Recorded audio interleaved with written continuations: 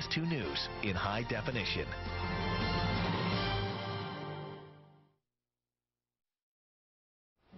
Tonight, deadly gunfire on one of the busiest streets in America.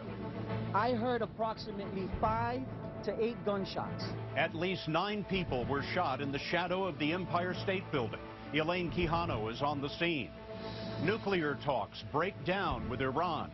We ask Mitt Romney what he would do as president. Is it worth going to war to stop an Iranian nuclear weapon? One of the greatest athletes of all time is banned from sport. Armin Katayan reports, and we'll talk to the head of the agency that says Lance Armstrong cheated.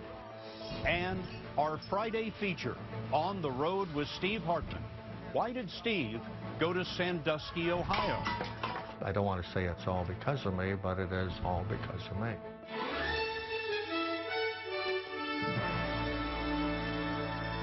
This is the CBS Evening News with Scott Pelley reporting tonight from Birmingham, Michigan. Good evening. We're coming to you from the town square in Birmingham, where we caught up today with Mitt Romney.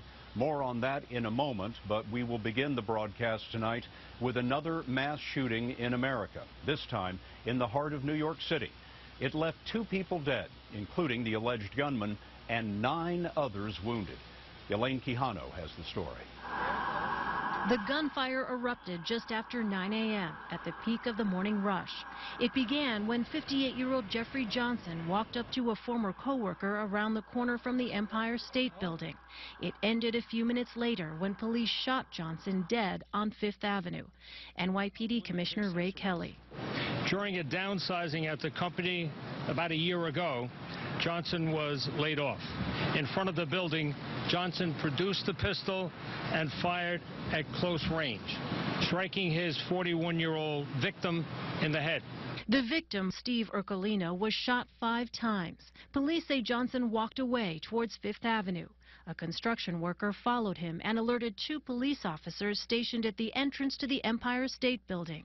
Mayor Michael Bloomberg says surveillance cameras recorded everything. The tape clearly shows the guy has the gun out and is trying to kill the police officers. Witness Joseph Cohen was just yards away. I never thought in my life I'd actually ever witness an actual gunshot, but when I started hearing multiple shots, I knew at that point I needed to run somewhere, and in the direction that I was running was actually towards the scene, as opposed to away from the scene. It's not clear whether Johnson shot at police, but the officers fired 16 rounds. We don't know if any of the 9 wounded bystanders were shot accidentally by police, but authorities tell us many were injured by bullets that shattered against concrete. All are expected to survive. William Toledo was in a building across the street. And I saw a young lady on the sidewalk.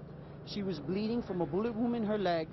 And I also saw a gentleman who was lying flat on the sidewalk directly in front of the Empire State Building. Police tell us that in a coincidence, security around the Empire State Building was on heightened alert this morning because of an unrelated phone threat.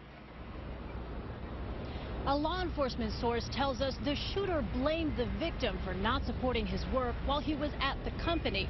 And Scott, earlier this year, both men had filed harassment complaints with police against each other. Elaine, thank you.